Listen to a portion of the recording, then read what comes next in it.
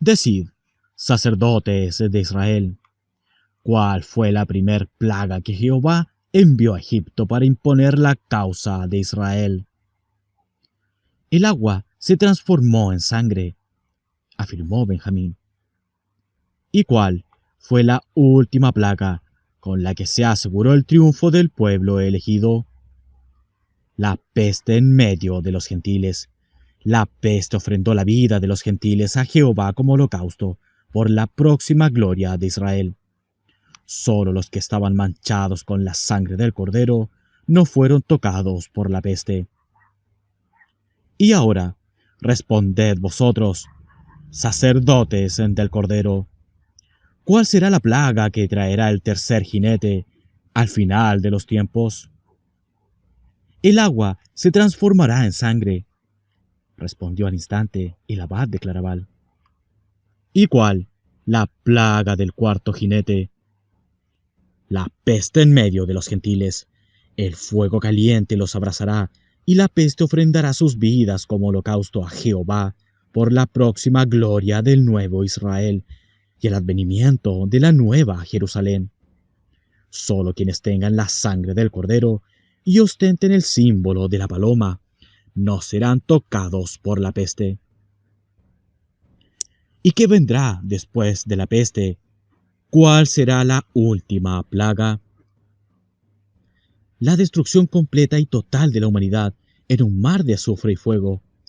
Solo el nuevo Israel y la Jerusalén celeste sobrevivirán al supremo holocausto final, sostuvo categóricamente el abad de Claraval, indudablemente inspirado por el discurso de los inmortales. Vera aclaró el significado que se debía atribuir a aquellas respuestas extraídas del Apocalipsis de San Juan. Reflexionad, sacerdotes, sobre esas profecías y lo que nos habéis visto hacer en esta cueva. De allí surgirá el secreto del supremo holocausto. El agua, la sangre, el fuego caliente, la muerte, la lejía, la peste, nosotros. He aquí el misterio de cómo la maldición de Jehová Dios, que es nuestra debilidad, puede ser nuestra fuerza. Así fue, y así será. Si nos habéis comprendido, haréis vuestras las palabras con que Jeremías condena a quienes se apartan de la ley. Ellas representan nuestra fuerza sobre los gentiles. Dijo Jehová, a quienes queden fuera de la ley les tocará el cautiverio, el hambre, la espada, la peste. Jeremías 15. El rostro del rabino Benjamín resplandecía al repetir las 4 formas de la maldición de Jehová, pues ahora encontraba llenas de nuevo sentido las palabras del profeta. Y sabréis entonces, prosiguió imperturbable Vera, cuál es en verdad nuestra debilidad, misterio que los gentiles jamás deben comprender. Y agregó Benjamín las palabras siguientes de Jeremías. Advirtió Jehová al pueblo de Israel sobre 4 clases de males, frente a los cuales serían débiles. Cuidaos de la espada, porque ella os puede matar. Cuidaos de los perros, porque ellos os pueden despedazar. Cuidaos de las aves del cielo, porque ellas os pueden devorar. Cuidaos de las fieras, porque ellas os aniquilarán. Jeremías 15. Así está escrito, aprobó Vera. Y contra esa debilidad poseemos 4 remedios que los gentiles jamás deben conocer, completó Birsa. Contra la espada, la paz del oro. Contra los perros, la ilusión de la rabia. Contra las aves, la ilusión de la tierra. Contra las fieras, la ilusión del cielo. Aquello era más que misterioso, y los sacerdotes quedaron momentáneamente sumidos en profundas reflexiones. El gran maestre del temple, empero, que hasta entonces había permanecido callado, pensaba en otra cosa. Oh Sadiki, dijo, vuestras explicaciones constituyen la luz más brillante para nuestro entendimiento y mucho estamos agradecidos por el privilegio de oírlas. No quisiera abusar del favor que nos habéis dispensado, solicitando aclaraciones que quizá no debéis dar, pero no puedo dejar de manifestar que nuestro corazón se vería colmado de alegría si nos pudieseis hablar algo más acerca de la piedra de fuego. Decid bien, sacerdote, la piedra de fuego encierra un misterio muy grande. Os hablaremos de él, pero seremos breves, pues ya es hora de regresar a Oriente. Era evidente que Birsa se expresaba en una clave alegórica, puesto que los inmortales no partirían hasta el día siguiente. Pero antes de irnos os hablaremos también de vuestra próxima misión, ahora que la simiente maldita de Tarsis ha muerto, y será provechoso hacerlo en el marco de ese misterio. ¿Habéis traído el libro que os solicitamos? Tal como lo pedisteis, el libro ha sido trasladado hasta aquí, afirmó el abad de Claraval. Se encuentra en la biblioteca del castillo, bajo custodia permanente de 3 caballeros, quienes matarán a cualquiera que intente acercarse a él. También trajimos de Claraval un maestro escultor clarividente, que aguarda en su celda nuestra llamada. Subamos, entonces, a la biblioteca, ordenó Vera, mientras ocultaba el temible Dorje bajo su túnica. Ascendieron por la puerta trampa que conducía a la iglesia de Nuestra Señora del Mayor Dolor, y momentos después se encontraron los 6 en una sala cuyo mobiliario consistía de estantes y mesas cubiertos de libros y rollos. Varios atriles se exhibían, abiertos, algunos libros enormes, de hojas exquisitamente ilustradas por los monjes benedictinos y construidos con tapas incrustadas de oro y plata. De un arcón reforzado con herrajes remachados y voluminosa cerradura, el abad de Claraval extrajo el Seferiché y lo depositó en una mesa mayor, con doble plano inclinado pero bien iluminada por un candelabro central. A una seña de Birsa, los 4 sacerdotes se sentaron frente al libro, en tanto que los inmortales permanecían de pie, uno en cada extremo del grupo. Abridlo en la página 12, Lamed, demandó Birsa. El libro solo contenía imágenes, es decir, carecía de texto alguno, salvo las palabras distribuidas en los dibujos. En la página solicitada quedó expuesta la representación de los 10 sefirot del Creador Uno en forma de árbol filosófica. Todos estaban pendientes de Vera, quien de inmediato tomó la palabra. 27º día.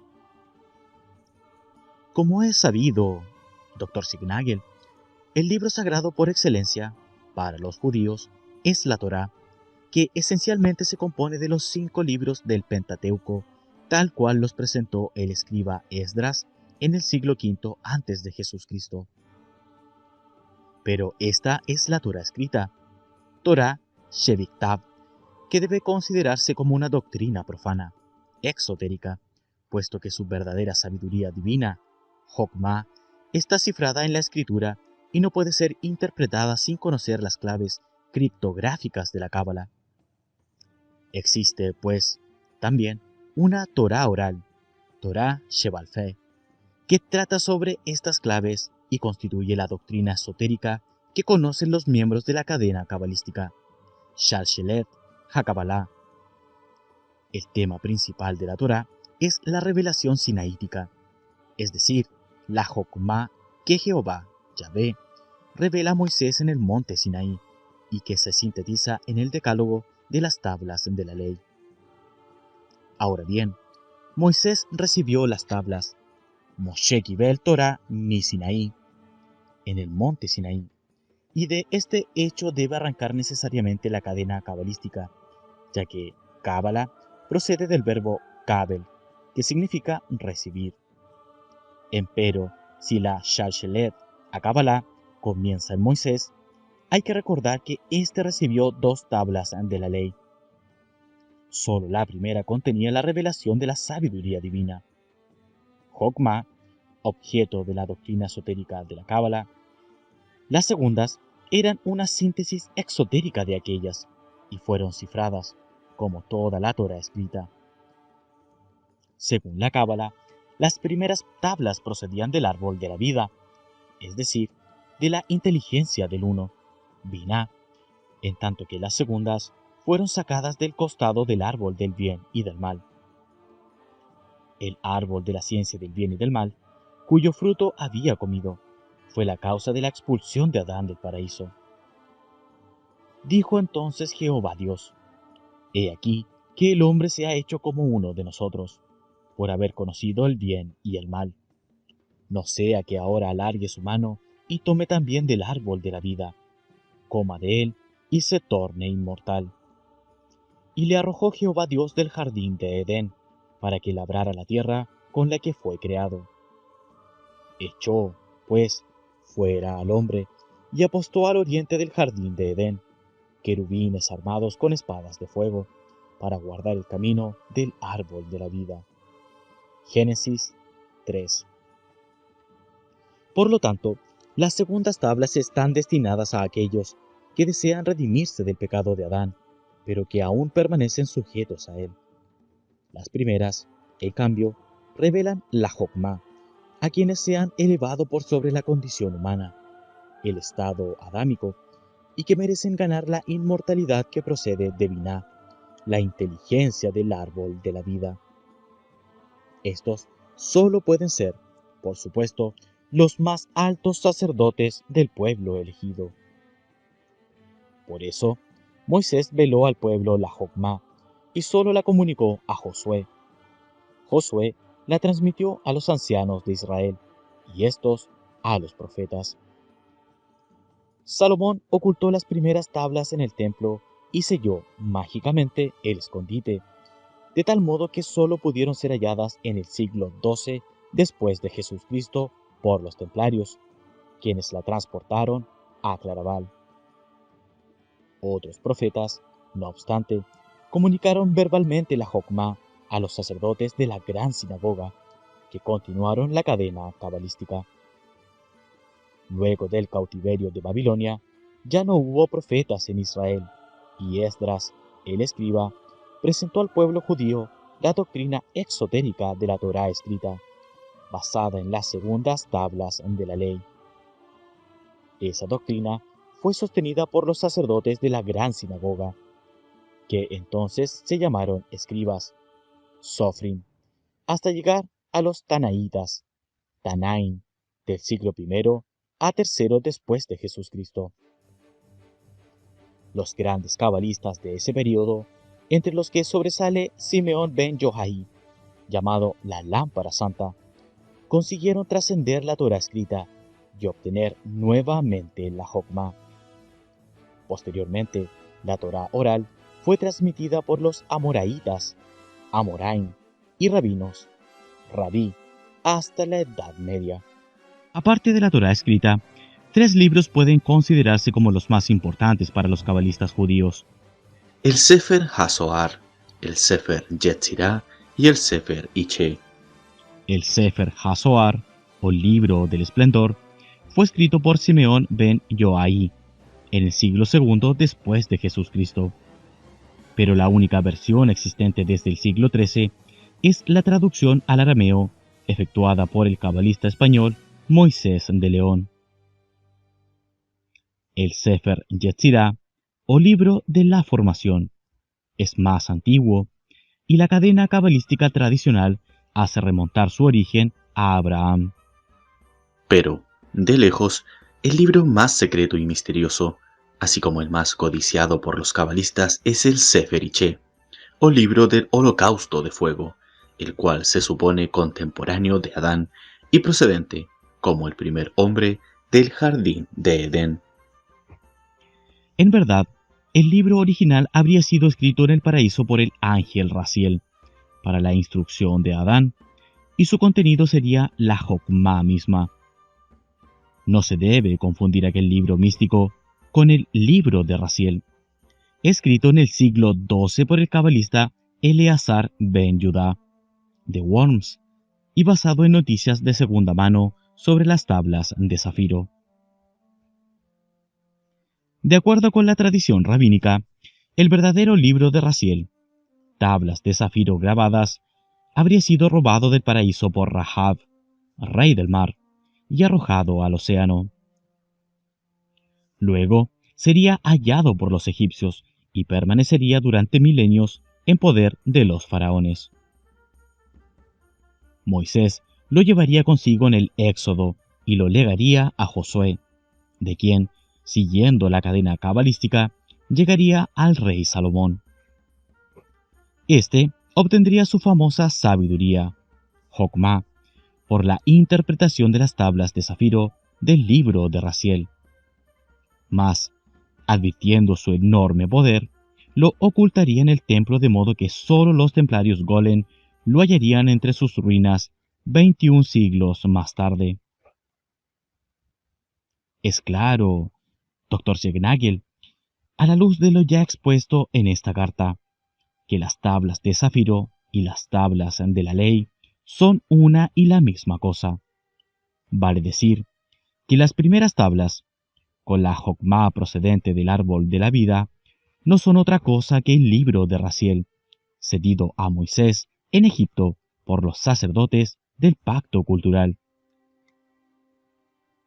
La explicación es la siguiente. Si despojamos al mito hebreo de su disfraz cultural, resulta que Rahab no es otro que Poseidón, rey del mar y legendario gobernador de la Atlántida. Arribamos así a la Atlántida, el jardín de Edén, patria del primer hombre. De aquel paraíso perdido provenían los atlantes morenos, fundadores de la jerarquía sacerdotal egipcia. Después del cataclismo, ellos habrían transportado a Egipto uno de los libros de cristal que existían en la biblioteca de Atlantis, el cual contenía el registro de la construcción del universo por el Dios Uno, Yahvé Elohim. Ese libro de cristal sería el libro de Raziel, en el que estaban grabadas las 32 operaciones ejecutadas por el Creador para construir el universo. 10 sefirot y 22 letras.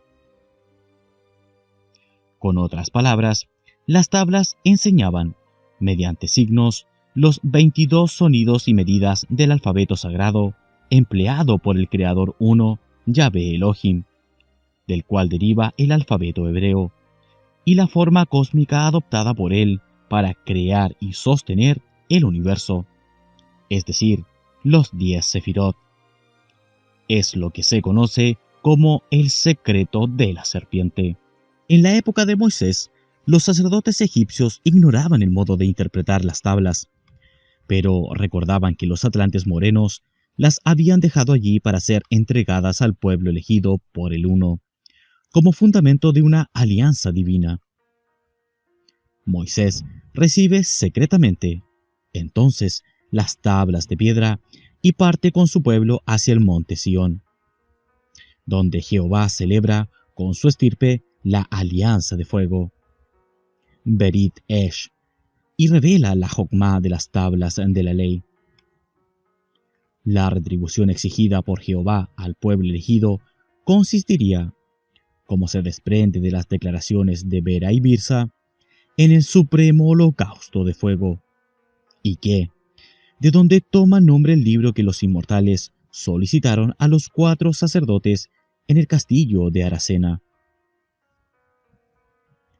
Resumiendo, los templarios hallaron las primeras tablas de la ley, el libro de Raziel, que posibilitó a la iglesia Golem obtener la Jokmá para el colegio de constructores de templos y lanzar la revolución arquitectónica del gótico o gáulico. Pero, si bien el desciframiento matemático cabalístico, es decir, gemátrico, del libro de Raziel, permitió conocer los secretos de la construcción del cosmos, ciertas imágenes que en él se veían permanecieron incomprensibles para los Golem cistercienses.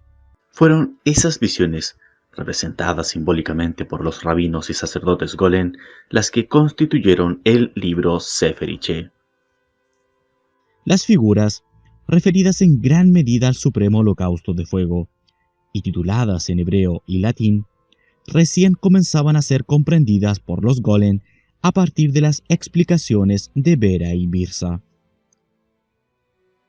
Hoy en día, Dr. Signagel, se cree que solo existe un ejemplar del Sefer Iché, el cual se guarda en una sinagoga secreta de Israel, a la que solo tienen acceso los sabios de Sion. Ellos no permiten que se realicen copias del mismo y solo autorizan a los más elevados rabinos e iniciados de la Cábala un contacto visual, estando condenada con la muerte ritual cualquier representación o reproducción posterior de lo observado. Sin embargo, fuera de ese ejemplar israelí, existe otra copia del Sefer Iché. Es la que secuestró en la Gran Sinagoga de Granada el inquisidor Ricardo el Cruel, Ricardo de Tarsebal, es decir, el padre de Lito de Tarsis, y que éste trajo a América en 1534. Se trata de una réplica bastante fidedigna del libro templario, fechada en Granada en 1333, es decir, luego de la disolución de la orden, y seguramente copiado del libro original que los golem y rabinos se llevaron cuando huyeron de Francia. De esa edición granadina, que durante siglos ha estado en un baúl de nuestra casa tucumana, es el facsímil de la página 12 que le adjunto para mejor comprensión de las descripciones de Bera y Birsa. Exclamó Vera, mientras examinaba atentamente la figura que había quedado expuesta en la página 12 del Sefer Iché. Vuestra orden ha realizado una gran obra al representar en imágenes la sabiduría del libro de Raziel.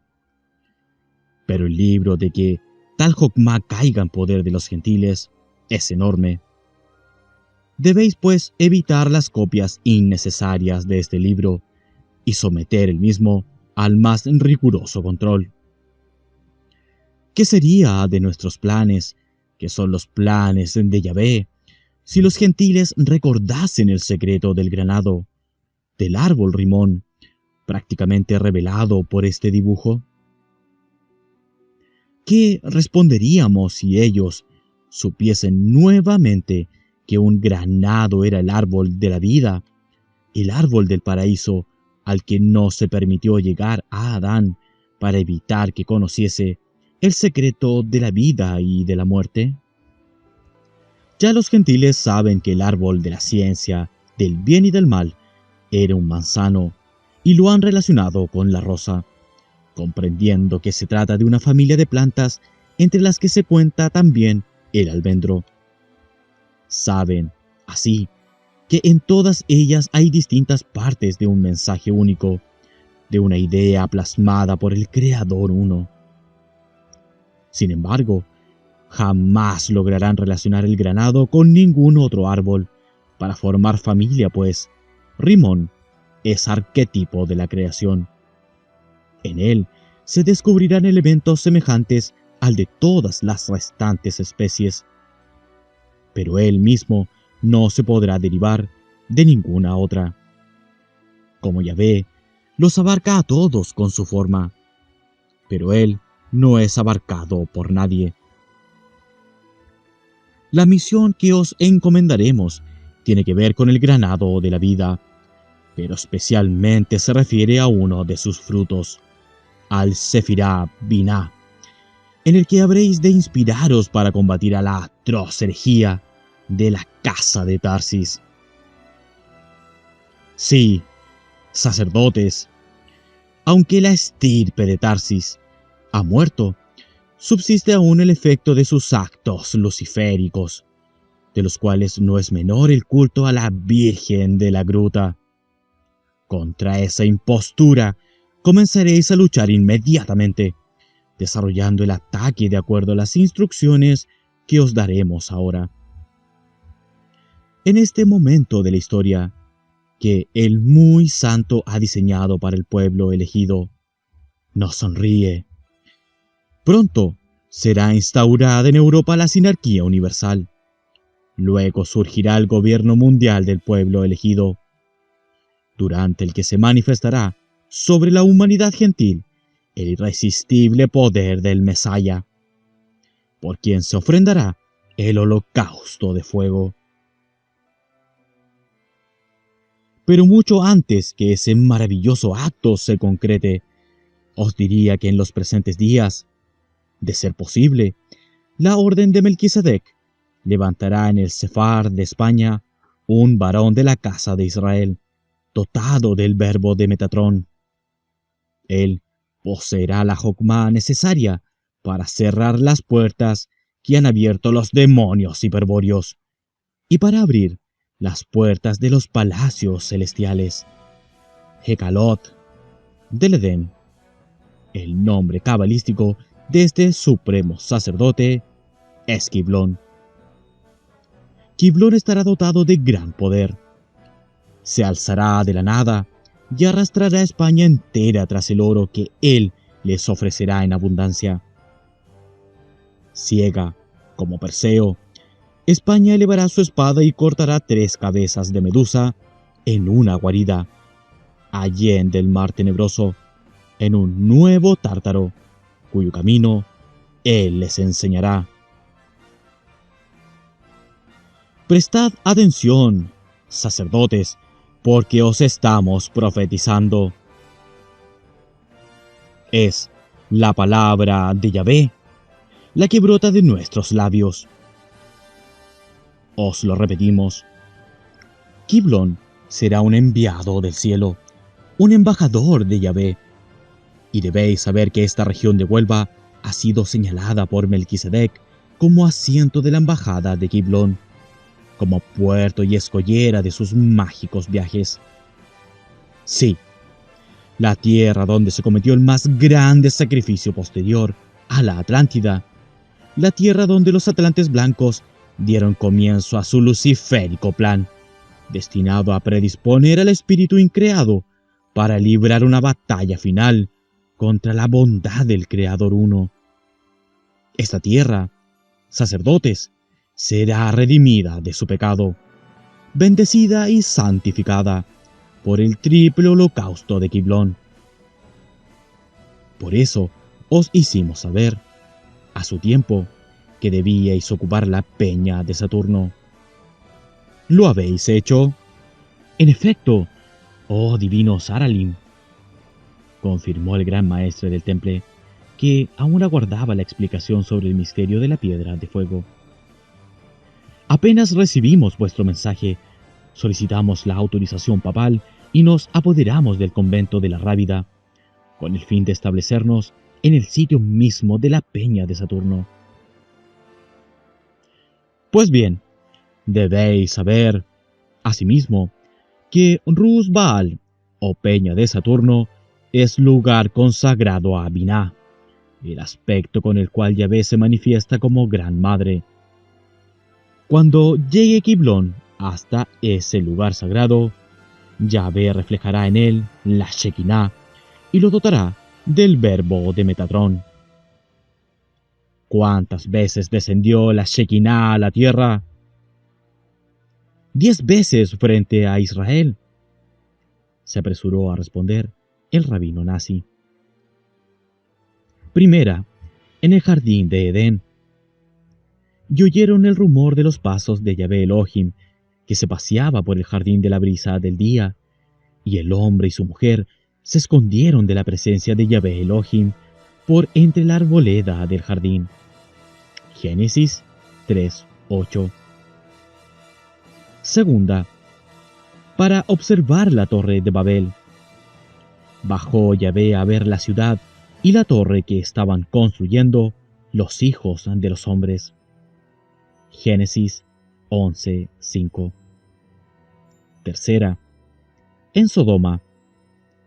Dijo Yahvé: voy a bajar y veré si han obrado en todo según el clamor que me ha llegado, y si no, lo sabré. Génesis 18:21. Cuarta, en la zarza ardiente. Se le apareció Yahvé en una flama de fuego, en medio de una zarza, y vio Moisés que la zarza ardía en el fuego, pero no se consumía. Éxodo 3:2. Quinta, en Egipto. Yo he bajado en Egipto para liberar a mi pueblo de las manos de los egipcios y hacerle subir de ese país a una tierra buena y espaciosa, a una tierra que emana leche y miel, al lugar donde viven los cananeos, los hititas, los amorreos, los perizeos, los gibibeos y los jebuseos. Éxodo 3:8. Sexta, sobre el monte Sinaí. Yahvé bajó sobre el monte Sinaí, sobre la cumbre de la montaña, y Yahvé llamó a Moisés a la cima del monte. Éxodo 19:20. Séptima, sobre los ancianos. Yahvé descendió en la nube y le habló, y tomó del espíritu que había en él, y lo puso sobre los 70 ancianos. Tan pronto como el espíritu se posó en ellos, comenzaron a profetizar, pero luego no consiguieron hacerlo más. Números 11:25. Octava, sobre el mar rojo. Él inclinó los cielos y descendió. Densas nubes había debajo de sus pies. Segundo Samuel 22:10. Novena, en el santuario del templo. Yahvé me dijo: esta puerta permanecerá cerrada, no se abrirá para que nadie entre por ella, porque Yahvé, Dios de Israel, ha entrado por ella, por eso permanecerá cerrada. Ezequiel 44:2. Décima, él vendrá en la época de Gog y Magog. Saldrá entonces Yahvé y peleará contra aquellas naciones, como en otro tiempo peleó en los días de la batalla de la Atlántida. Sus pies se posarán en el monte de los olivos, que está frente a Jerusalén, al oriente, y el monte de los olivos se hendirá por la mitad hacia oriente y hacia occidente, formando un valle inmenso. La mitad del monte se apartará hacia el norte y la otra mitad hacia el sur. Y Yahvé será rey sobre la tierra. En aquel día Yahvé será único, y único será su nombre. Todo el país se cambiará en llanura, desde Gebá hasta Rimón, es decir, Granada, en el Negev, pero Jerusalén prevalecerá. Zacarías 14:3. Y una vez entre el pueblo elegido, agregó el abad de Claraval. 11. Sobre el Mesaya. Apenas bautizado Jesús, salió enseguida del agua, y en esto se abrieron los cielos, y vio al Espíritu de Yahvé descender, como una paloma, y venir sobre él, mientras de los cielos salió una voz que decía: Este es mi Hijo amado, en quien me he complacido. Mateo 3:16. Tomad nota, entonces, de otras 2 veces más en que la Shekinah descenderá a la tierra, aconsejó Vera. La 11ª, que ha mencionado el abad, está asignada por la letra Aleph, que rige la esencia del aire. Fue un descenso neumático, simbolizado por el ave del estandarte de Israel. Ello significa que el cristianismo constituye un holocausto de aire para Yahvé Sadai. La 12ª, que ahora os anunciamos, ocurrirá en la peña de Saturno, en Rusbaal, frente a Kiblón, cuando Kiblón busque allí la inteligencia de la gran madre Binah. Será ese un descenso signado por la letra Mem, que expresa la esencia del agua. Ello significa que el descubrimiento de Giblón constituirá un holocausto de agua para Yahvé Sadai. Y la 13ª sucederá durante el gobierno mundial del pueblo elegido. Entonces la Shekinah descenderá sobre el Mesaya frente a Israel, y el Mesaya será uno con Israel. E Israel será uno con la Shekinah, e Israel será uno con Yahvé. E Israel será Yahvé. Bendito sea el misterio de Israel. E Israel Shekinah acabará para siempre con todos los gentiles, y con 2/3 de su propia sangre, propiciando el juicio de Din de Elohim Gibor, el riguroso juicio de Geburá. E Israel Shekinah cumplirá la sentencia de Yahvé Sebaot, que ya ha sido pronunciada en los cielos. Será ese un descenso caracterizado por la letra Sin, que define la esencia del fuego. Ello significa que la sentencia del juicio de Din, del juicio final, constituirá un holocausto de fuego para Yahvé Sadai.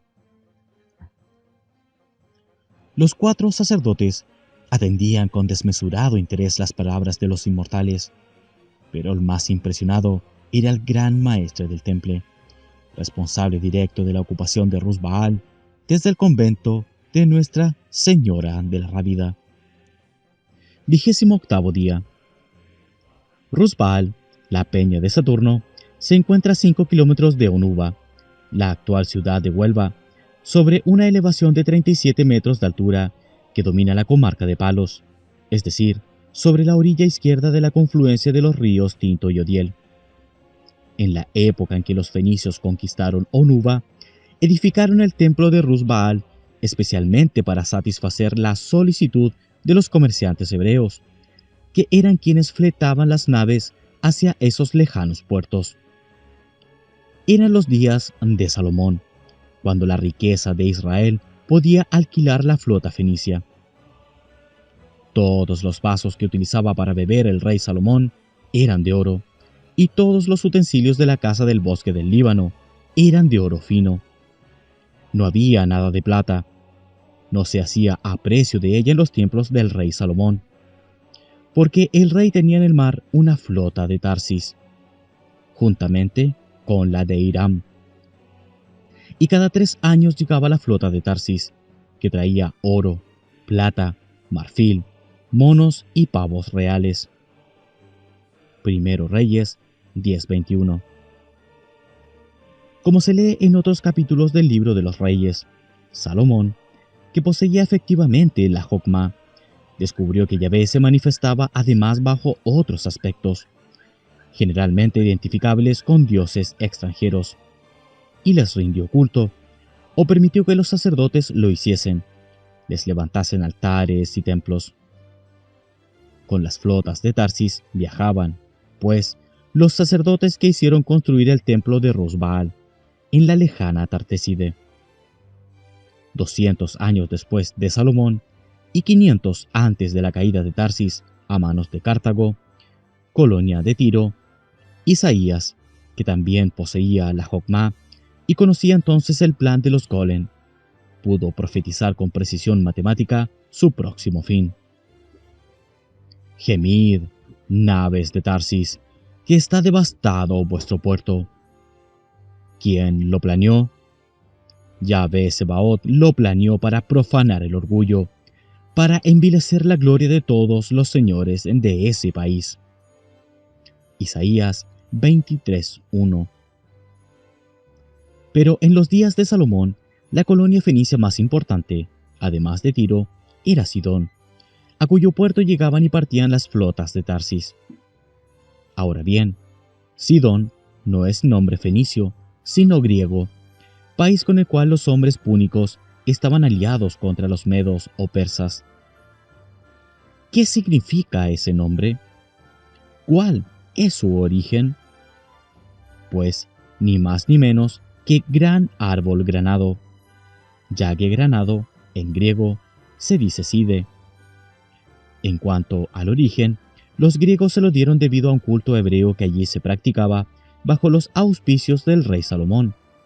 Esto es, el culto a la divina madre de Egipto, Side, la gran granada sabia, Rimón Biná, en hebreo. Side, como Aquinoe, era esposa de Belo en los mitos griegos. Los sacerdotes hebreos transportaron asimismo este culto de la gran madre Rimón Biná a las colonias fenicias y dieron nombre, entre otras, a la actual ciudad andaluza de Granada. Los fenicios, en efecto, fundaron una factoría fortificada a la que llamaron Rimón, en honor al culto practicado por sus principales clientes. Sin embargo, los pueblos nativos íberos, que eran pelasgos como los etruscos, denominaban al fruto con la voz grana, que tiene la misma raíz que la romano-etrusca malum granatum, es decir, fruto de muchos granos. A aquella ciudadela de comerciantes semitas, Rimón, se la denominó localmente Granata, Granad y Granada. En verdad, el sitio elegido por los fenicios para instalar su factoría era una encrucijada de caminos ibéricos, ya ocupada por los propios íberos y por los griegos, como posteriormente lo sería por los túrdulos, los tartesios y los celtas.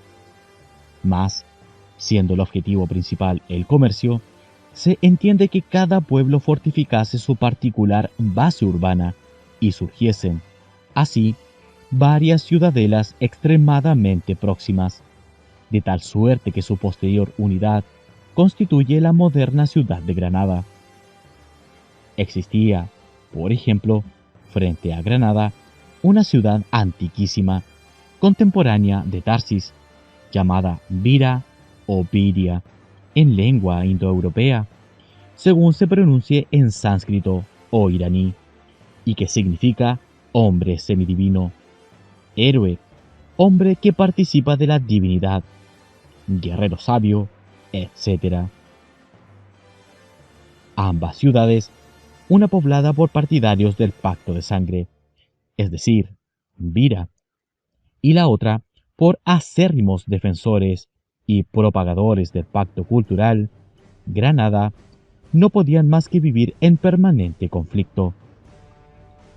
Empero, el tiempo mostraría que, por lo menos en este caso, el dios de Granada era más fuerte que el dios de Bira, y Granada acabó dominando a Bira y a las otras ciudades y absorbiéndolas dentro de sus murallas. Esto lo tomaron los hebreos como signo inequívoco de que su destino mesiánico, y no lo olvidarían nunca. No se debe confundir Bira con Iliberi, Illiberri o Eliberi, la Eliberge que mencionaba el griego Hécato, pues eran ciudades distintas. Durante la dominación romana, las ciudades aún estaban separadas, y tal situación se mantuvo incluso con los visigodos. Los árabes, en compensación por los favores prestados para su invasión, conceden a los hebreos el control de la ciudad de Granada, o Garnata, de acuerdo a la nueva denominación. A partir de entonces, se referirían a ella como el castillo de los judíos. Pero aún hacen más.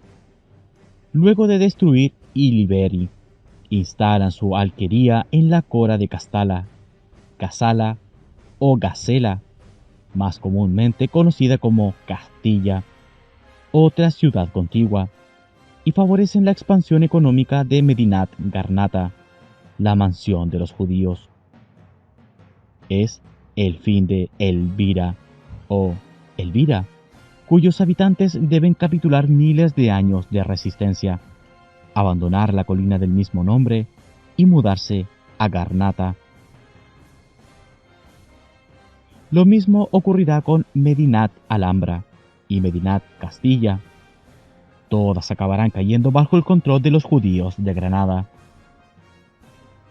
En el siglo XIII, cuando ocurren los hechos narrados, solo subsiste el reino árabe de Granada, estando la ciudad compuesta por el influyente barrio judío, situado en la primitiva ubicación del Castillo de Granada, el barrio árabe de la Alhambra, el barrio mozárabe de Castilla, de primigenia raíz galo-romana, y la despoblada Elvira. Por último, agregaré que si los hebreos denominan Rimón a la Granada, los árabes la conocen como Román, lo que explica por qué durante algún tiempo la ciudad se llamó Is ar-Román, que significa Castillo de Granada. Pero, en un idioma o en otro, se comprueba que el significado del nombre no cambió en miles de años. Es a la luz de aquella actividad misionera de los sacerdotes hebreos que viajaban en las flotas de Tarsis que deben observarse la fundación del templo de Rus Baal o de la peña de Baal. Los fenicios consagraban cada ciudad a Baal y designaban a éste con un nombre particular. Así, el Baal de los sidonios se llamaba Baal Sidón, el de los de Tiro, Baal Sur, y el de los habitantes de Tarshish, Baal Tars. De los tres aspectos principales de Baal, esto es, Baal Chon, el productor, Baal Tammuz, el conservador, y Baal Moloch, el destructor, los hebreos aceptaban al último como personificación de Yahvé Sebaot, el aspecto Netzah de Yahvé de los ejércitos, que conduce a la victoria por la destrucción de los enemigos del pueblo elegido o Shekinah. El templo de Rus Baal estaba dedicado, sin embargo, al culto de Baal Tammuz o Jehová Adonai. Cuando la casa de Tarsis se hizo cargo de aquel señorío íbero, ya libre de los fenicios tras sangrienta guerra, impidió que se continuara con el culto de Baal Tammuz, Jehová, y dedicó el lugar, en un primer momento, al culto del fuego, y en una segunda instancia, cultural, al culto del fuego frío. Luego de la invasión de Amílcar Barca y de la destrucción del imperio tartesio, los golem establecieron el culto a Balak Moloch en Rus Baal, hasta la reconquista romana. Fueron estos que reconocían en Baal Moloch y Jehová al dios Saturno, quienes denominaron Peña de Saturno a Rus Baal.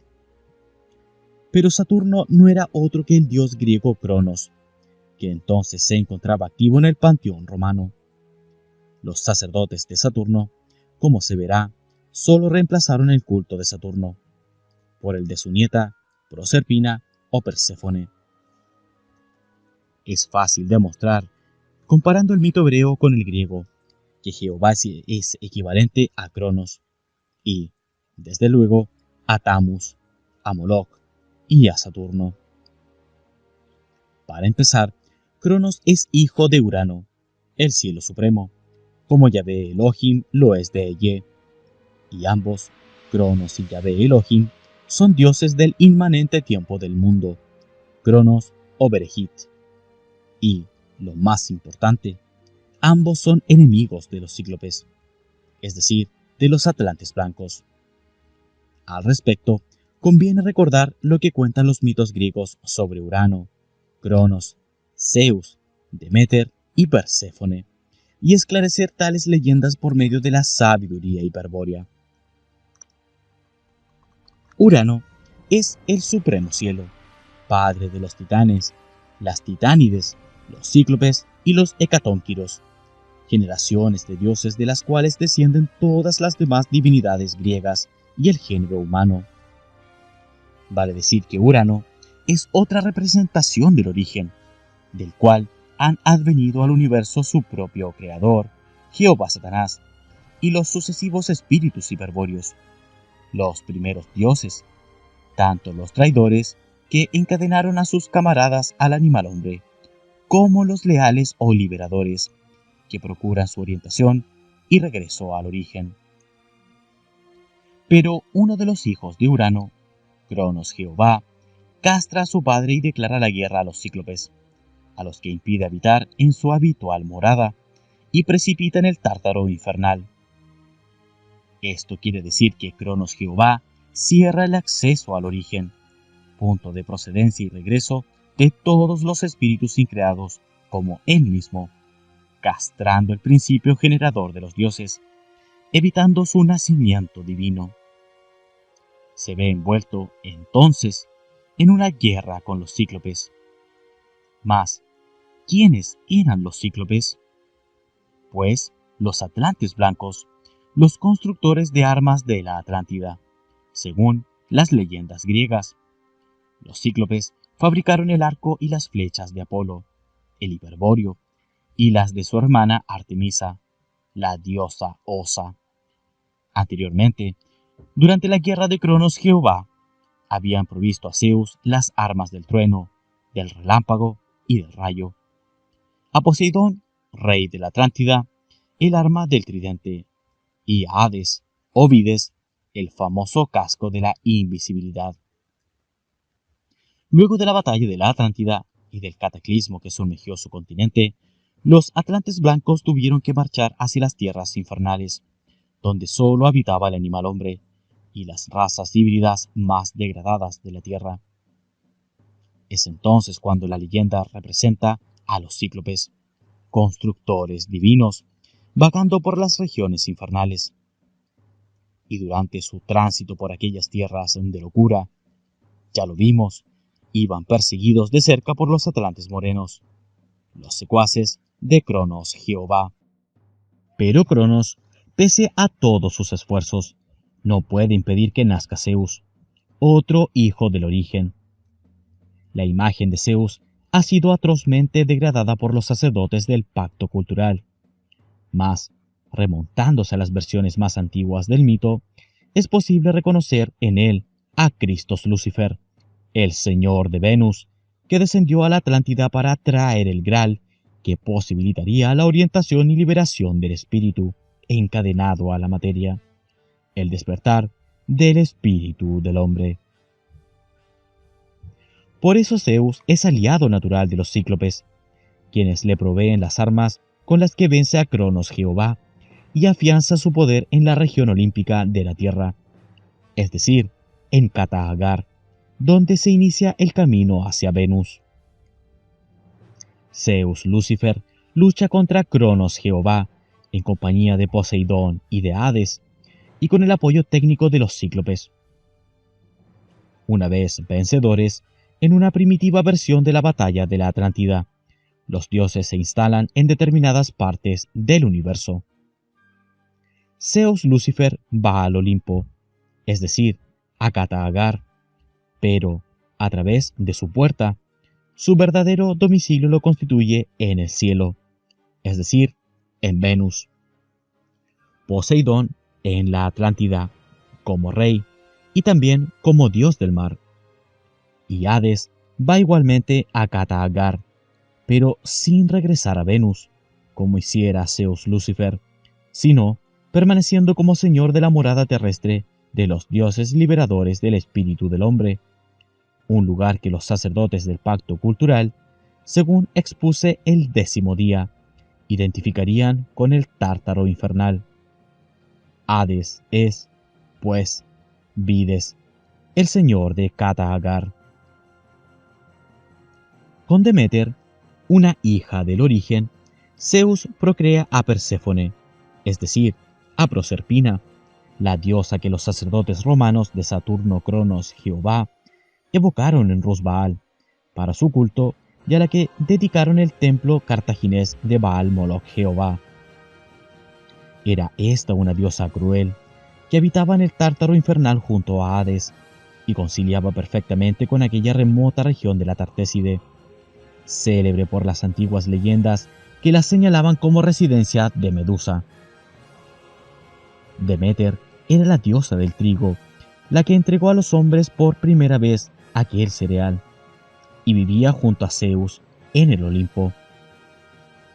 No tuvo otros hijos salvo Perséfone, que fue raptada por Hades y conducida al Tártaro a una mansión que requería atravesar el país de los muertos para llegar hasta ella. Cuenta el mito griego que entonces, entristecida por su ausencia, Deméter abandona el Olimpo y desciende a la tierra para buscarla, porque ignoraba su paradero infernal. Se entera así que Zeus ha sido cómplice de Hades en el rapto. Durante 9 noches, Deméter busca en vano a Perséfone, portando una antorcha en cada mano. Al fin, guiada por Hécate, la diosa de la hechicería, a quien encuentra en la encrucijada de unos caminos, averigua que Perséfone se halla en el país de los muertos. Baja hasta allí sola, para comprobar que el regreso definitivo de su hija es imposible. Perséfone ha comido un grano de granada y ya no puede regresar al mundo de los vivos, pues todo aquel que prueba un alimento en el país de los muertos queda allí prisionero para siempre. En los infiernos es preciso hacer ayuno para evitar la muerte. Al fin, Deméter regresa al Olimpo con Perséfone, quien no obstante debe volver periódicamente al infierno para realizar la muerte. El mito de Perséfone formaba parte de los misterios de Eleusis, donde era explicado esotéricamente a los iniciados. Los atributos de Deméter, por otra parte, eran la espiga del trigo y la grulla.